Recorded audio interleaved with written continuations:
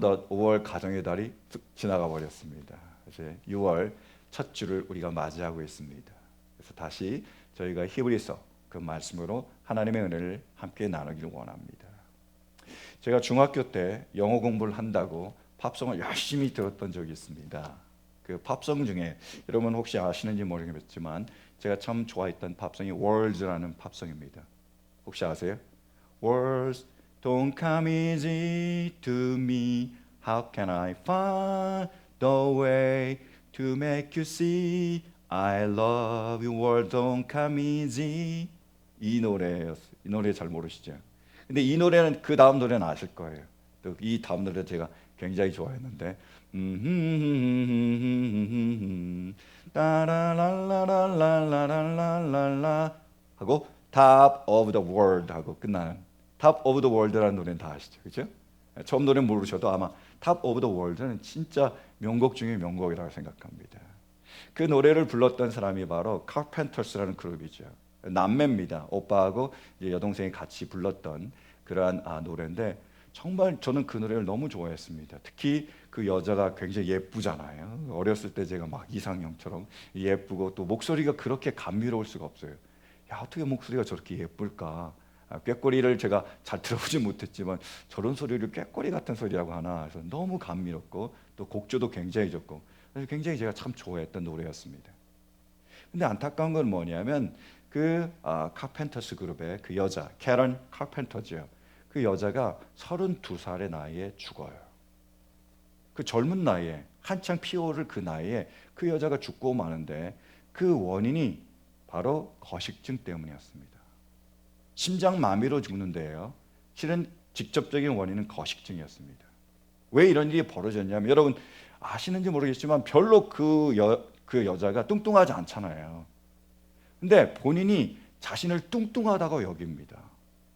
내가 너무 뚱뚱해서 내가 먹는 만큼 먹으면 내가 뚱보가 될 거라고 두려워하기 시작해요. 그래서 먹는 걸 거부합니다. 거식증에 걸립니다. 그래서 안 먹는 거예요. 계속 안 먹다가 어떤 일이 벌어지죠?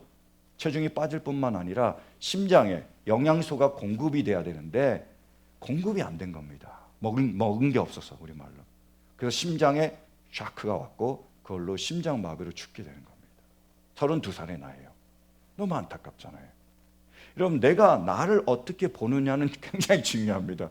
실제하고 상관없어요. 그러니까 내가 어떤 모습, 내가 뚱뚱하지 않은데 뚱뚱하다고 볼 수 있고 내가 날씬하지 않은데 날씬하다고 볼 수 있지만 내가 나를 어떻게 보느냐가 굉장히 중요해요. 그게 내가 무슨 일을 하는지하고도 연결되게 돼 있고 내 삶을 좌지우지할 수 있기 때문입니다. 여러분 지금 기독교를 바라보며 사람들이 참 문제가 많다고 얘기합니다. 그죠? 어떤 분은 기독교를 개독교라고 비아냥거리는 분도 있어요. 안 좋은 의미잖아요. 근데 여러분 왜 기독교가 그렇게 추락했을까요? 왜 기독교가 사람들에게 옛날에는 존경을 받았는데 그 신약 성경이나 아니면 우리가 구약 성경을 봐도 하나님의 백성들이 칭찬을 받았는데 왜 지금 와서 이렇게 비난과 조롱을 받고 비웃음을 받게 됐습니까? 원인이 뭘까요? 이 기독교가 이렇게 추락한 원인에 대해서 그 기독교의 문제에 대해서 마틴 로이드 존스 목사님이 이렇게 얘기하시더라고요. 기독교의 현 상태를 보면 그리스도인이 전혀 자랑할 수 없는 형편임을 발견하게 됩니다. 기독교의 문제가 무엇입니까? 교회가 왜 이토록 무력하고 무능해졌습니까? 왜 이토록 현대 세계에서 미미한 존재가 되었습니까? 왜 이토록 비웃음과 조롱과 무시의 대상이 되었습니까? 왜 이토록 신약 성경에 나오는 그리스도의 신부의 모습과 다릅니까? 라고 얘기해요. 근데 그 문제는 뭐냐면 기독교가 이렇게 타락한 이유가 뭐냐 하면 바로 자기가 누구인지를 모른다는 겁니다. 그리스도인들이 자신의 하나님의 백성이며 하나님께 선택받은 정말로 위대한 백성임을 그들이 모른다는 거예요. 이걸 잊어버렸기 때문에 문제라는 겁니다. 간단합니다. 그리스도인은 하나님의 백성이잖아요. 하나님께 속해 있습니다. 그러니까 하나님을 위해서 당연히 살아가는 것이고 하나님의 방법으로 살아가야 되죠. 하나님의 백성이니까. 근데 그걸 잊어버렸다는 거예요. 그러니까 세상을 바라봅니다. 세상을 따라가고 싶고 그리고 세상을 닮아가고 싶고 세상의 방법대로 살아간다는 거예요. 그리스도인들은 하나님의 방법과 하나님의 은혜로 살아가야 되는데 이거는 까먹고 세상의 방법과 세상을 쫓아서 살아가니까 세상과 똑같아지는 거죠. 오히려 세상보다 못하게 된다는 겁니다. 그게 문제라는 거예요. 실은 이것이 이스라엘 백성들의 문제였습니다. 하나님께서 이스라엘 백성들을 이집트에서 구원해 내시지요. 그리고 그들을 광야를 거쳐서 가나안 땅에 가게 하십니다. 근데 그들을 나의 백성이라고 부르셨다는 거예요. 너희는 나의 백성이다. 그러니까 뭐예요? 하나님의 뜻 가운데, 하나님의 은혜 가운데, 하나님의 방식대로 살아가야 되는데 그들이 그렇지 않은 겁니다. 자꾸 옛날로 돌아가려고 그러고 세상을 바라보며 세상과 똑같이 살아가려고 하는 거죠. 심지어 그들은 하나님을 왕으로 섬기지 않고 버리죠. 그래서 새로 우리를 위해서 왕을 만들어 주십시오. 세상을 보니까 세상에 다 왕이 있대요. 우리도 왕이 필요합니다. 그러니까 신정, 하나님이 다스리는 정치를 버리고 왕정, 인간이 다스리는 그러한 삶을 그들이 살아가려고 원하는 겁니다. 이유는 뭐예요? 간단하다는 거예요. 그들이 하나님의 백성인데 그걸 까먹은 겁니다. 세상의 백성으로 살아가는 거죠. 그래서 하나님은 그들에게 그들이 누구인지를 기억할 수 있는 기념물을 마련해 주십니다. 이게 중요한 거예요. 하나님은 언약궤를 만들게 하시고 언약궤 안에 그들이 누구인지를 밝혀줄 수 있는, 계속 기억할 수 있는 기념물을 만들어 주세요. 그래서 그들이 성전을 바라보며 대제사장이 예배를 드리기 위해, 제사를 드리기 위해 지성소 안에 들어가 보며 그 기념물을 통해서 우리가 하나님의 백성이지, 우리가 하나님의 뜻 가운데 하나님을 위하여 하나님의 방법으로 살아가야지를 다시 계속 기억하게 됐습니다. 그들의 정체성을 잃지 않게 하시고 하나님의 은혜 가운데, 축복 가운데 살아가게 하셨다는 거예요. 내가 누구인지를 기억할 수 있는 그 기념물이 언약궤 안에 있었습니다. 여러분, 그 언약궤 안에 있던 하나님이 마련해 주신 기념물이 뭐죠? 우리 말씀 보실까요? 4절이요. 거기에는 금으로 만든 분향제단과 온통 금으로 입힌 언약궤가 있고 그 안에는 만나를 담은 금항아리와 싹이 난 아론의 지팡이와 언약을 새긴 두 돌판이 들어있었습니다. 하나님은 언약궤, 이 법궤를 만들게 하시고 그 안에 금항아리에 뭐가 있었다고요?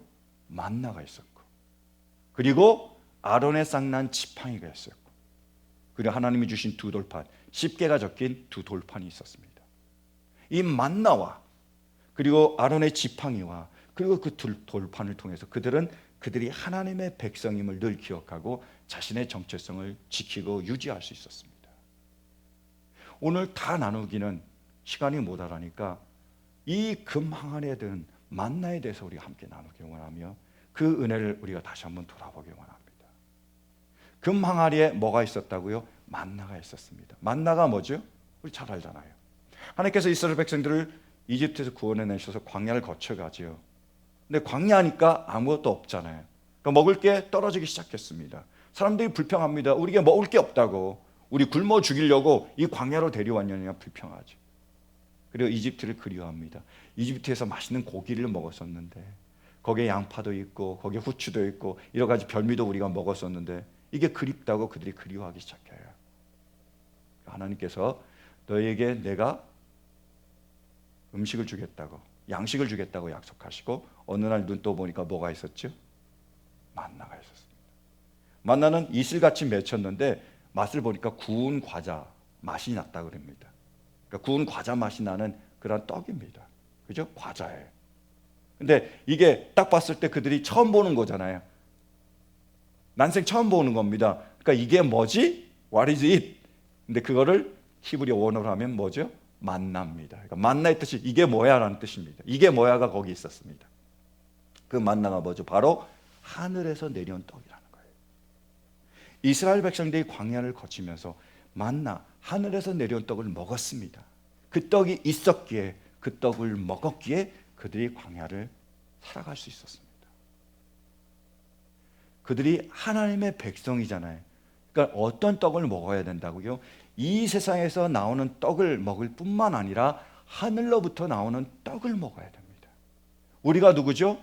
하나님의 백성입니다. 그러니까 우리가 이 세상에 나오는 떡을 먹을 뿐만 아니라 우리에게 필요한 게 뭐죠? 하늘에서 내려오는 떡입니다. 우리는 하나님의 백성이니까 하늘에서 내려온 떡을 먹어야 돼요. 근데 먹고 싶은데 하늘에서 내려온 떡이 뭐지요? 여러분, 성경을 푸는 가장 좋은 방법은 성경으로 푸는 겁니다. 성경이 어떤 의미지라고 우리가 잘 이해할 수 없을 때 그 의미를 잘 밝혀주는 것 바로 성경이에요. 성경에서 답을 찾으면 정답입니다. 예수님께서 이 만나에 대해서 그리고 하늘에서 내려온 떡에 대해서 이렇게 말씀하세요. 우리 요한복음 6장 말씀 보실까요? 자, 요한복음 6장 31절부터 기록된 바 하늘에서 그들에게 떡을 주어 먹게 하였다 함과 같이 우리 조상들은 광야에서 만나를 먹었나이다.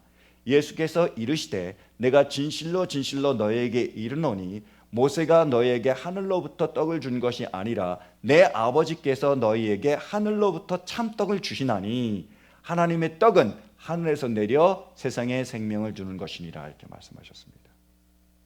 광야에서 그들이 만나를 먹었습니다. 만나가 뭐라고요? 바로 하늘에서 내려온 떡이라는 거예요. 알고 있었습니다. 그러면 하늘에서 내려온 떡은 뭐죠? 이렇게 계속해서 설명하시죠. 35절 말씀 보실까요? 자, 보세요. 예수께서 이르시되 나는 뭐예요? 생명의 떡이니 내게 오는 자는 결코 줄이지 아니할 터이요 나를 믿는 자는 영원히 목마르지 아니하리라. 광야에서 이스라엘 백성들은 만나 하늘에서 내려온 떡을 먹었습니다.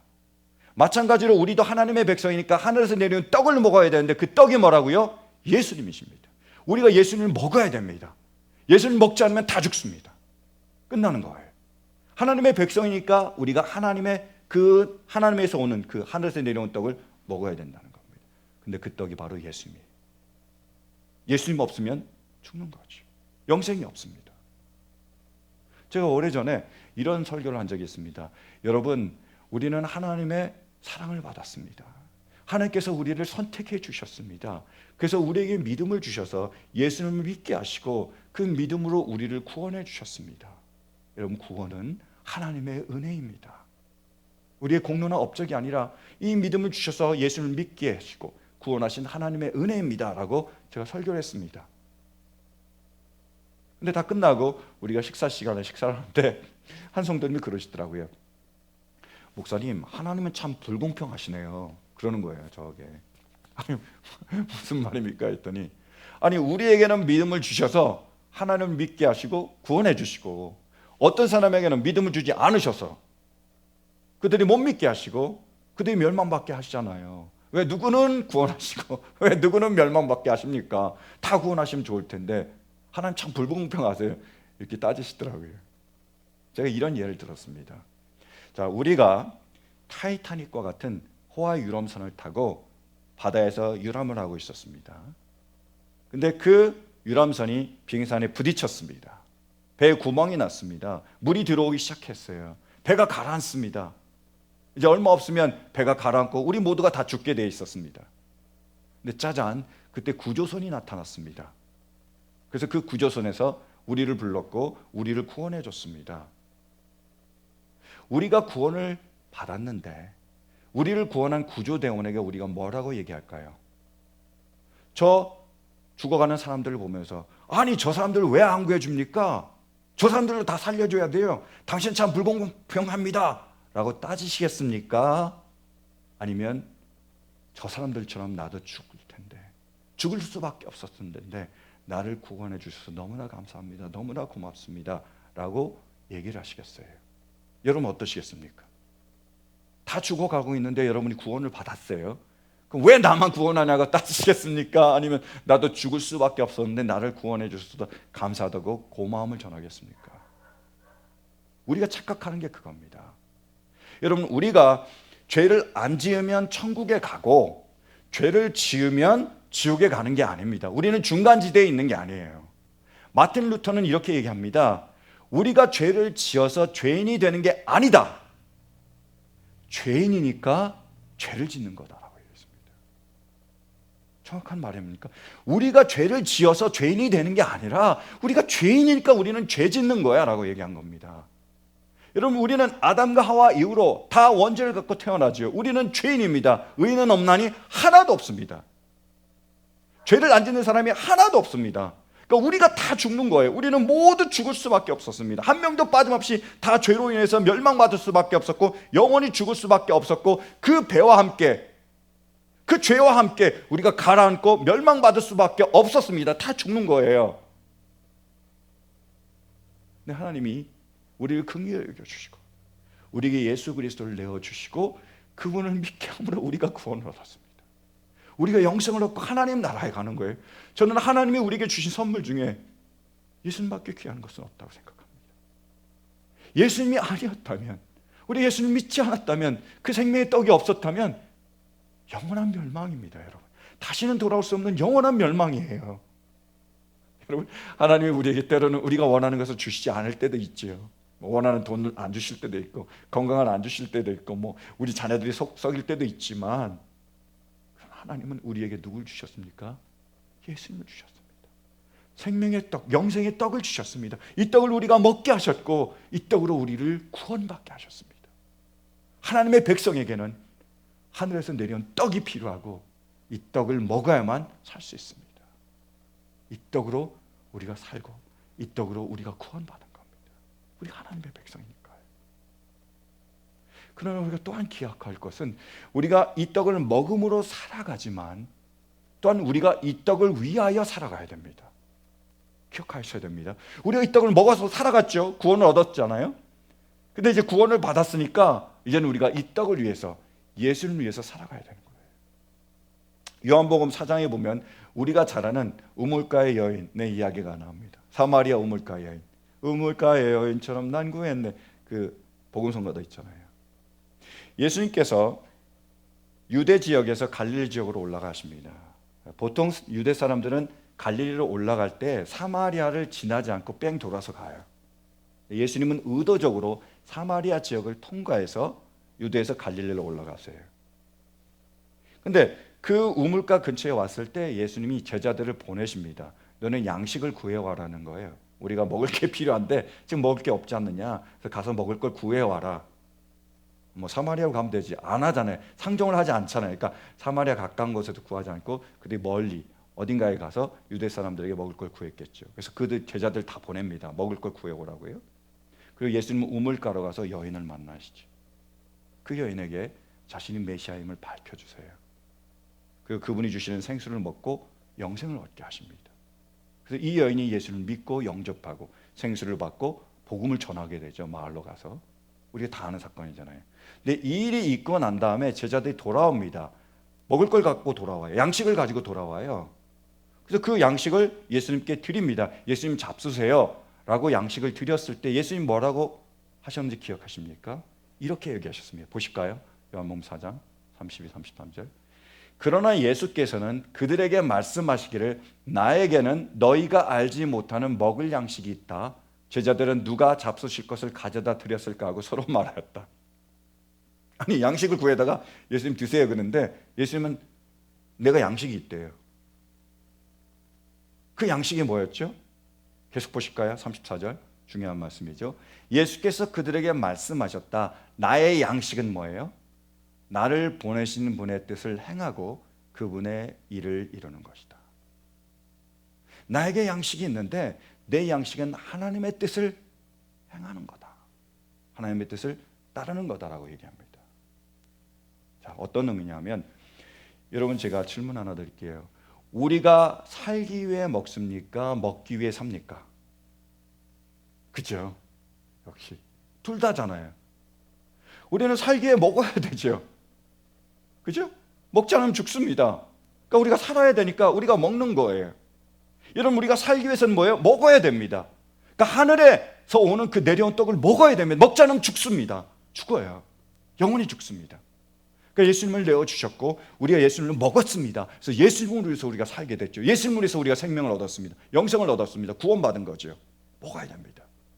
근데 기억할 건 뭐냐면 또 먹기 위해서 살잖아요. 여러분 24/7 왜 아침 일찍 일어나서 저녁 늦게까지 일하는 거죠? 이래야 돈을 벌고 돈이 있어야 먹을 걸 살 수 있잖아요. 의식주를 해결할 수 있잖아요. 돈 없으면 먹을 게 없습니다. 먹을 게 없으면 죽어요. 그러니까 죽지 않으려고 그죠? 먹어야 되지만 그 먹을 것을 위해서 일하는 겁니다. 살아가는 겁니다. 그래서 이 세상 사람들은 그걸 위해서 살아가는 거예요. 그 양식을 위해서, 먹을 것을 위해서 살아갑니다. 그러니까 그것이 뭐예요? 그들의 삶의 목적입니다. 예수를 믿지 않는 사람, 이 세상에 속한 사람들의 삶의 목적은 바로 그 양식입니다. 다른 말로 하면 돈이에요. 이것을 위해서 살아가고 그들이 그것이 삶의 목적입니다. 그러나 하나님의 백성은 다르다라는 거예요. 우리에게는 다른 삶의 목적이 있습니다.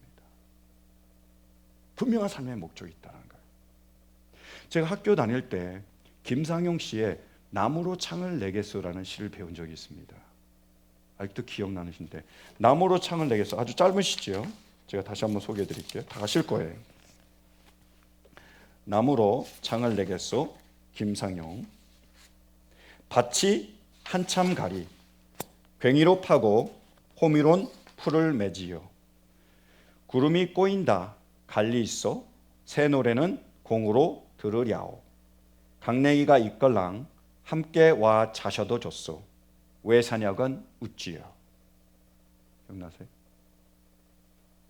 그가 얘기합니다. 왜 사냐고 누가 물으면 나는 웃는다. 그래서 제가 배울 때, 이 시인이 세상을 관조하고 있다, 세상을 넓게 봐고 있고 세상을 초월하고 있고 세상에 속해 있지 않다. 그래서 이렇게 허허 웃는 걸로 그가 세상을 관조하고 있고 세상을 바라보고 있다, 이렇게 설명하더라고요, 그 선생님이. 근데 저는 그때 이런 생각이 들었습니다. 그게 아니라 혹시 왜 사는지 몰라서 이렇게 웃은 거 아닌가? 왜 사냐고 대답을 해줘야 되는데 답을 모르니까 그냥 멋쩍어서 웃는 거 아닌가? 저는 그런 생각도 들더라고요. 세상 사람들은요, 자신들이 왜 살아가야 되는지 모릅니다. 분명한 삶의 목적이 없습니다. 그래서 왜 삽니까? 라고 물어보면 대답할 게 없습니다. 만약 대답한다면 먹고 살려고 살아가는 거죠. 그러나 사도 바울에게 하나님의 백성에게는 분명한 삶의 목표가 있다는 거예요. 이 삶의 목표가 뭐죠? 사도 바울은 로마서에서 14장에서 다음과 같이 분명히 얘기합니다. 우리 함께 말씀 보실까요? 이게 우리 삶의 목적이에요. 자, 함께 봅니다. 우리 가운데는 자기만을 위하여 사는 사람도 없고 또 자기만을 위하여 죽는 사람도 없습니다. 우리는 살아도 뭐예요? 주님을 위하여 살고 죽어도 주님을 위하여 죽습니다. 그러므로 우리는 살든지 죽든지 주님의 것입니다. 아멘. 하나님의 백성은 하늘에 속해 있습니다. 그래서 무엇을 위해서 살아가는 거죠? 하나님의 나라, 주님을 위해서 살아간다는 거예요. 그게 차이입니다. 세상 사람들은 세상에 속해 있습니다. 뭘 위해서 살아가는 거죠? 세상을 위해서 살아갑니다. 세상의 것을 위해서 살아가요. 하나님의 백성은요, 여기에 속해 있는 게 아니잖아요. 하나님 나라에 속해 있습니다. 그러니까 뭐를 위해서 살아가는 거죠? 하나님 나라를 위해서 살아가는 겁니다. 주님을 위해서 살아가는 거예요. 그것이 우리의 삶의 목적입니다. 왜 사냐면 웃는 게 아니에요. 왜 사냐면 주님을 위해서 사는 거예요. 사는 것도 주님을 위해서, 죽는 것도 주님을 위해서 죽는 겁니다. 그래서 예수는 분명하게 이렇게 말씀하세요. 우리 다시 보실까요? 요한복음 6장. 자, 보세요. 너희는 썩어 없어질 양식을 얻으려고 일하지 말고 영생에 이르도록 남아있을 양식을 얻으려고 일하여라. 이 양식은 인자가 너희에게 줄 것이다. 아버지 하나님께서 인자를 인정하셨기 때문이다. 아멘. 너희는 뭐를, 이 세상의 양식, 썩어질 것을 위해서 일하지 말고 하늘에 있는 양식, 영원한 양식을 위해서 살아가라라고 말씀하십니다. 우리의 양식은 뭐죠?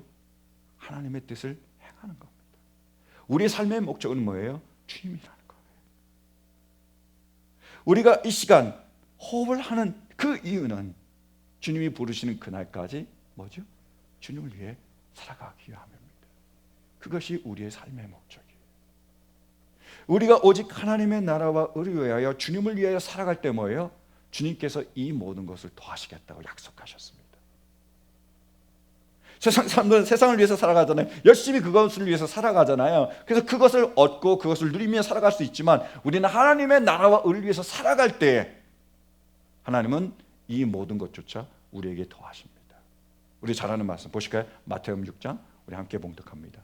마태복음 6장 31절부터 33절. 자, 시작. 그러므로 무엇을 먹을까, 무엇을 마실까, 무엇을 입을까 하고 걱정하지 말아라. 이 모든 것은 모두 이방 사람들이 구하는 것이요 너희 하늘 아버지께서는 이 모든 것이 너에게 필요하다는 것을 아신다. 33절이요. 너희는 먼저 하나님의 나라와 하나님의 의를 구하여라. 그리하면 이 모든 것을 너에게 더하여 주실 것이다. 아멘. 우리가 세상의 것이 필요 없다는 게 아닙니다. 의식주가 필요 없다는 게 아니고 돈이 필요 없다는 게 아니에요. 여기서 구하다는 것은 추구하다입니다. seek입니다. 목적입니다. 수단이 아니고요.